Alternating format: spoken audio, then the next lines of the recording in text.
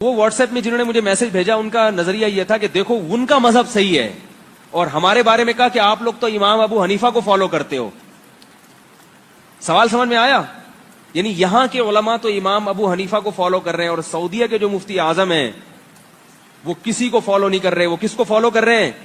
قرآن و سنت کو. وہ دلیل کو فالو کر کے فتویٰ دیتے ہیں. اب جواب سمجھو، سنو میرا، اللہ کرے جواب سمجھ میں آ جائے. جواب ہی سمجھ میں آیا تو قرآن و سنت کہاں سے سمجھ میں آئے گا آپ لوگوں کو؟ میں نے کہا کہ شیخ بن باز قابل احترام تھے ہمارے لیے، وہ تو قرآن و سنت کو فالو کر کے جب فتویٰ دیتے ہیں تو آپ اس فتوے کو فالو کرتے ہو کہ نہیں کرتے؟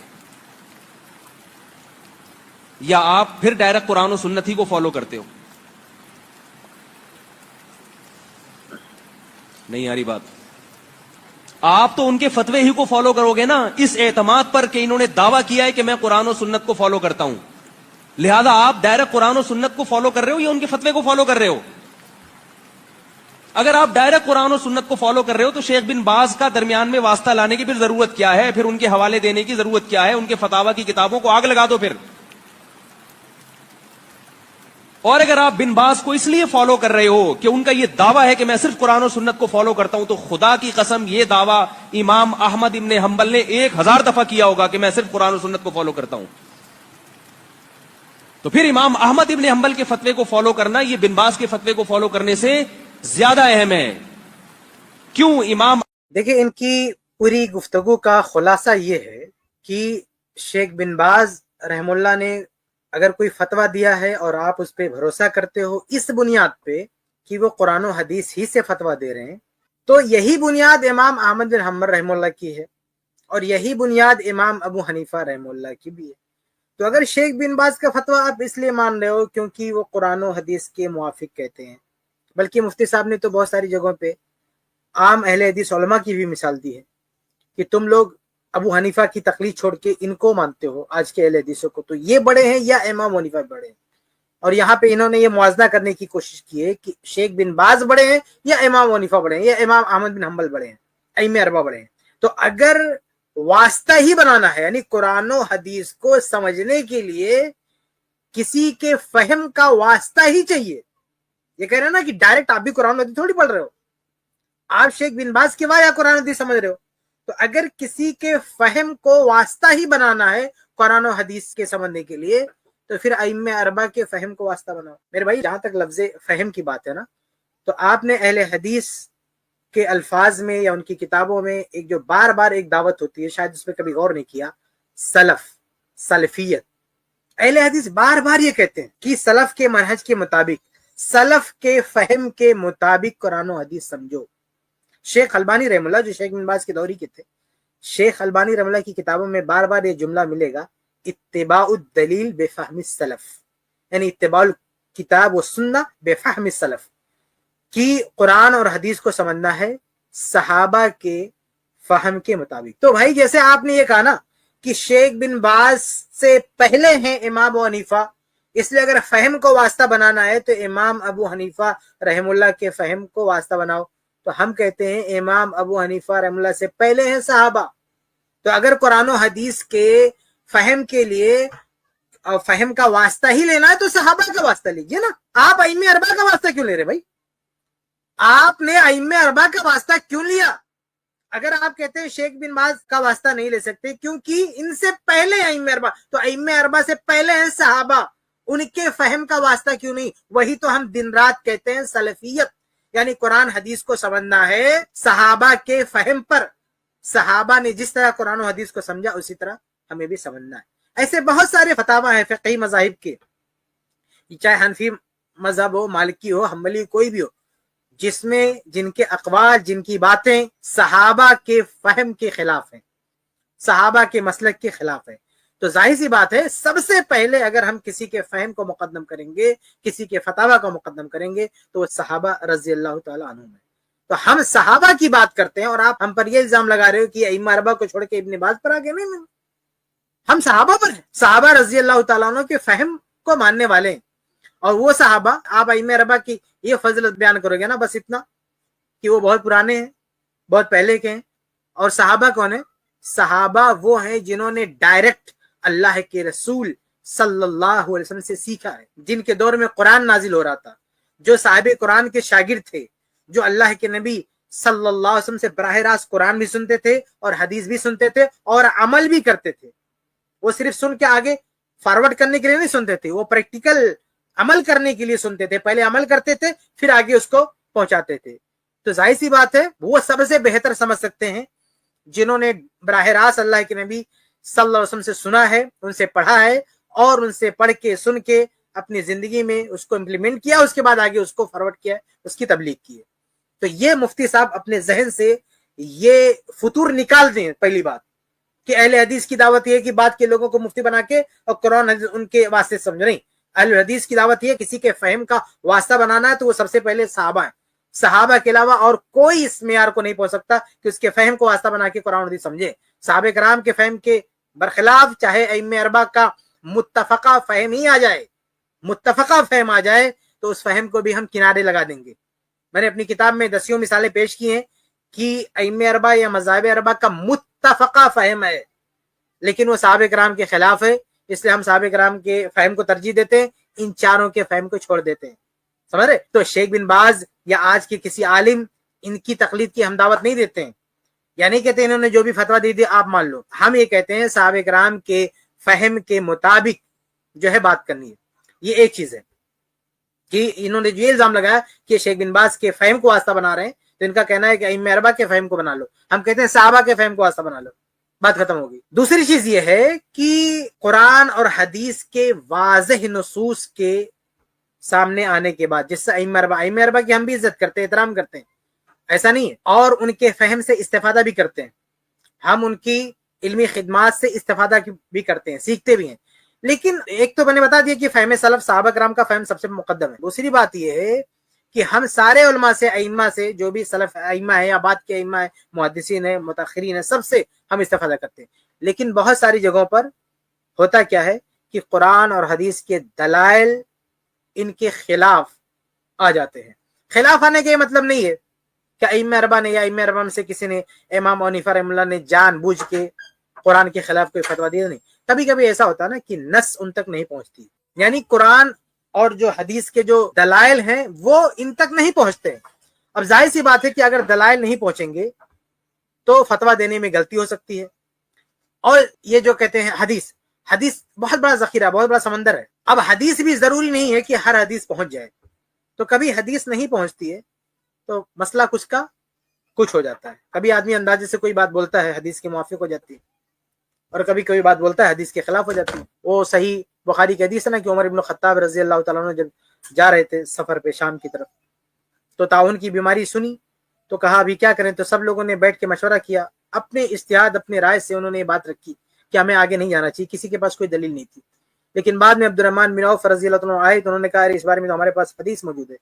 तो हदीस पढ़ के सुनाई गई, तो हदीस उनके फहम के मुताबिक निकली। तो कभी ऐसा होता है कि आदमी कयास करता है और एक अपनी राय देता है और उस बारे में, और वो चीज सही हदीस के मुआफिक हो जाती है, अच्छी बात है। लेकिन कभी कभी सही हदीस के खिलाफ बात हो जाती है, तो वहां पे हदीस को मुकद्दम किया जाता है। तो अइम्मे अरबा का मसला ये है कि इनके पास कोई बात ऐसी आ सकती है जो इनके पास हो सकता है कोई हदीस ना पहुंची हो, या कोई कुरान की आयत भी हो तो उसका मफहूम वाज़ेह ना हुआ हो, कुरान में वो तखस्सुस ना रहा हो किसी आयत, किसी खास मसले में, तो गलती हो सकती है। इस बारे में अभी मैंने फेसबुक पर एक पोस्ट डाली थी, शायद आज ही, अल-जर्ह व तादील में सही सनद से मौजूद है कि इमाम शाफी रहमतुल्लाह और इमाम मोहम्मद रहमतुल्लाह के दरमियान मुनाजरा हुआ या मुकालमा हुआ या मुबासा हुआ। उससे आप बहुत अच्छे से ये मुफ्ती साहब का जो मुगालता है ना, वो अच्छी तरह से आप समझ सकते हैं। इमाम शाफी और इमाम मोहम्मद में तकरार हुई, यानी मुकालमा हुआ। तो इमाम शाफी रहमतुल्लाह अपने इमाम यानी इमाम मालिक रहमतुल्लाह की बढ़ा के पेश करना चाहते थे। इमाम मोहम्मद रहमतुल्लाह इमाम हनीफा रहमतुल्लाह की अहमियत को बढ़ा के पेश करना चाहते थे। तो इमाम शाफी रहमतुल्लाह और इमाम मोहम्मद रहमतुल्लाह में जो गुफ्तगू हुई, सुने आप, समाअत फरमाए। इमाम शाफी रहमतुल्लाह ने कहा कि अय्युहुमा आलमु साहिबुना अम साहिबुकुम। इमाम शाफी रहमतुल्लाह ने कहा कि दोनों में से जो है सबसे ज्यादा, यानी अबा हनीफा व मालिक इब्न अनस। कुल्तु अलल इंसाफ क़ाल नाम।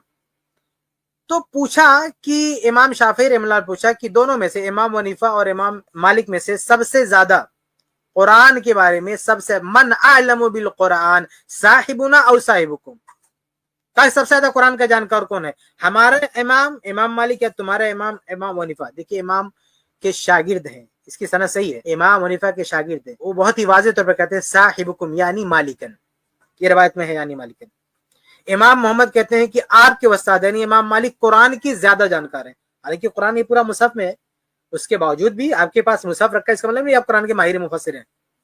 तो इमाम हनीफा रहमुल्लाह के पास भी कुरान है, वही कुरान इमाम शाफी रहमुल्लाह के पास है, लेकिन वही कुरान इमाम मालिक के पास है। लेकिन इमाम मालिक को कुरान का ज्यादा जानकार बताया जा रहा है, क्यों?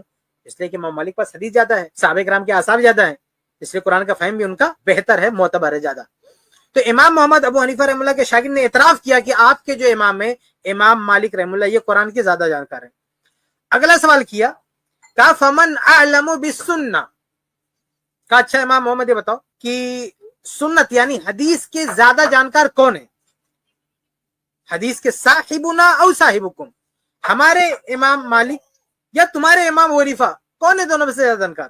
क़ाल अल्लाहुम्मा साहिबुकुम, इमाम मोहम्मद ने कहा यकीनन आपके इमाम मालिक की हदीस में ज्यादा जानकार है। उसके बाद आगे सवाल किया कि मन अअलमु बिअक़ावील असहाबी रसूलिल्लाह सल्लल्लाहु अलैहि वसल्लम वल मुतक़द्दिमीन।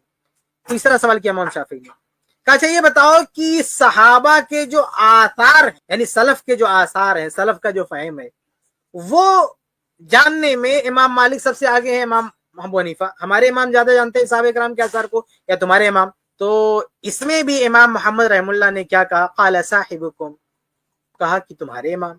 अब इमाम मोहम्मद बैठ के सोच रहे थे, रिवायत के सियाक से पता चलता है कि चलो इमाम मालिक कुरान में सबसे आगे, हदीस में भी सबसे आगे, आसार सलफ के जानने में सबसे आगे, लेकिन अभी बात आएगी क़ियास की, तो मैं जवाब दूंगा कि इमाम हनीफा क़ियास में सबसे आगे। लेकिन ये चौथा सवाल किया ही नहीं इमाम शाफी ने। आगे क्या कहा?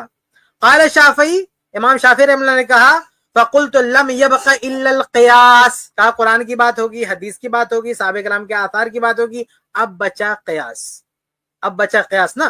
तो इमाम शाफी कहते हैं वल क़ियासु ला यकूनु इल्ला अला हादिहिल अशिया, कि भाई जब क़ियास ही बचा तो क़ियास इन्हीं चीजों पर होगा। किस पे? कुरान पे होगा, हदीस पे होगा, सहाबा किराम के आसार को सामने रखते हुए। फमन लम यारिफ अल उसूल, तो जिसे उसूल ना पता हो, जो कुरान में महारत ना रखता हो, जो हदीस में महारत ना रखता हो, जो सहाबा से वारिद आसार की मारिफत ना रखता हो, फ़अला अय्य शैइन यक़ीस, वो कहाँ पे क़ियास करेगा? तो ये सुनकर इमाम मोहम्मद रहमुल्लाह खामोश हो गए। आप जरा सोचें कि ये जो मुकालमा है इमाम शाफी इमाम मोहम्मद का, जो सही सनद से अल जर्ह व तादील में बिल्कुल सही सनद से साबित है, मैं हवाला भी देता हूँ ताकि इत्मीनान हो जाए, ये सही सनद से साबित है, जिल्द नंबर 1 सफ़ा नंबर, ये बिल्कुल शुरू ही में, सफ़ा नंबर 4 किताब की बिल्कुल शुरू में। तो इससे बहुत ही वाज़ेह तौर पर साबित हो गया कि कुरान और हदीस को समझने के लिए सहाबे कराम के आसार की जरूरत है, और जब कुरान और हदीस के आसार पर मारिफत कम हो तो फतवा देने में गलती हो सकती है। हत्ता कि क़ियास यानी कितना भी आदमी अक्लमंद हो, क़ियास के उसूलों से कितना भी जानकार हो, कितना भी उसके पास आला दिमाग हो, कितना भी इस्तिंबात का माहिर हो, लेकिन अगर नुसूस नहीं तो अपनी सलाहियत क्या करेगा भाई? अगर उसके पास नुसूस नहीं है तो अपनी सलाहियत का इस्तेमाल कैसे करेगा? तो ये मुफ्ती साहब जो कहना चाहते हैं कि इमाम हनीफा रहमुल्लाह पहले के हैं इसलिए उनको मान लेना चाहिए, तो हम कहते हैं सहाबा किराम उनसे भी पहले हैं, उनको मान लेना चाहिए। और ये जो अइम्मा है, अइम्मा होने का ये मतलब नहीं है कि सारी आयतें या सारी हदीसें से वाकिफ होगी। जैसे मैंने मुकालमा सुना, ये मुकालमा इमाम शाफी का बहुत ही वाज़ेह तौर पर बयान कर रहा है। इमाम मोहम्मद एतराफ़ कर रहे हैं कि इमाम हनीफा रहमुल्लाह कुरान के बारे में ज्यादा जानकारी नहीं रखते थे, हदीस के बारे में ज्यादा जानकारी नहीं रखते थे, हत्ता कि सहाबा किराम के आसार के बारे में ज्यादा जानकारी नहीं रखते थे। जाहिर सी बात है कि जिसका ये हाल होगा उससे फतवा में बहुत गलतियां होंगी। यही वजह है कि साहिबैन ने, इमाम मोहम्मद, इमाम अबू यूसुफ रहमुल्लाह ने बहुत सारे मसाइल में उनकी मुखालफत की। क्यों किया भाई? शेख बिन बाज के बारे में आता है कि इमाम अहमद बिन हंबल रहमुल्लाह का कौल छोड़ देते थे। भाई शेख बिन बाज रहमुल्लाह ने उतना इमाम अहमद का कौल नहीं छोड़ा जितना इमाम मोहम्मद और इमाम अबू यूसुफ ने अबू हनीफा रहमुल्लाह का कौल छोड़ा है।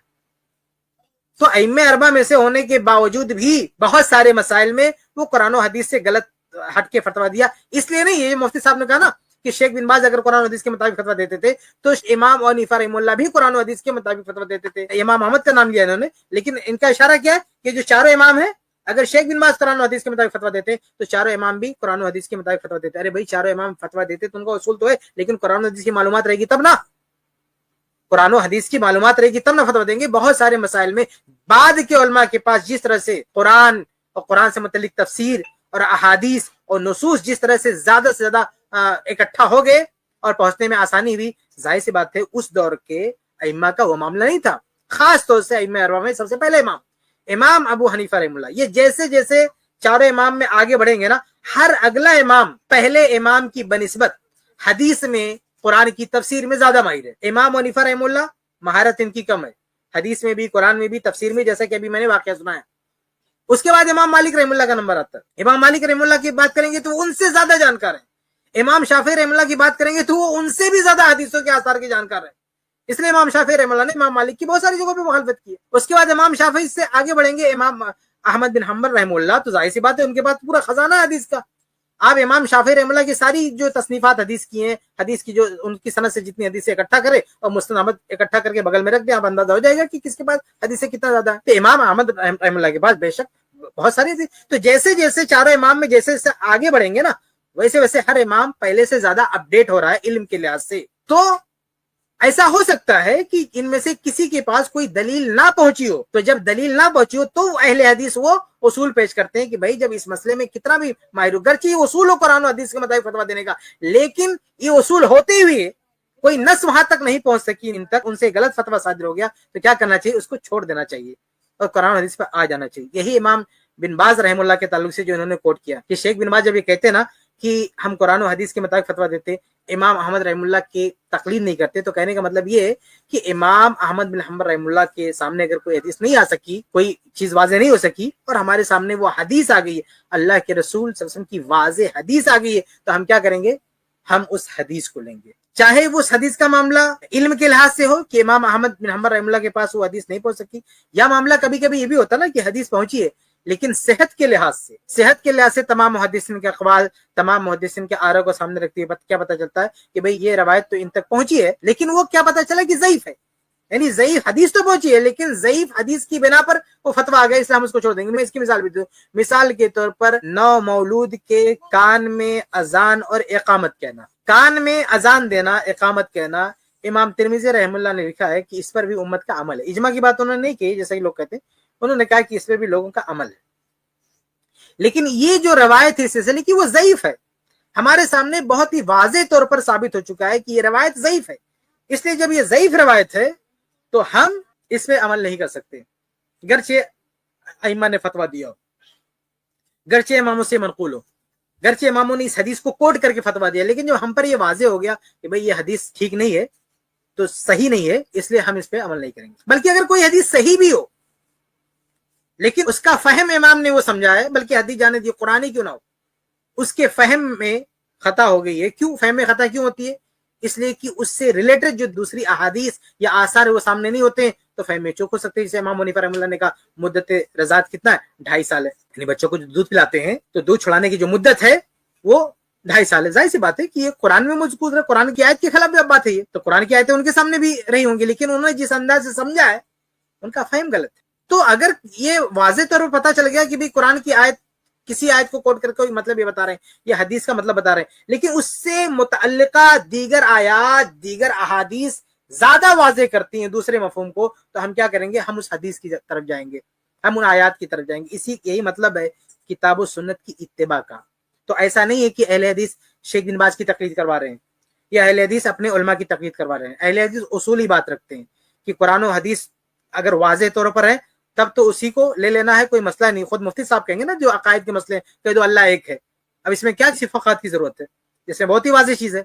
लेकिन जहां मसला आ गया समझने का, फहम में इख्तलाफ हो रहा है, तो वहां हम सबसे पहले साहबे किराम के फहम को तरजीह देंगे।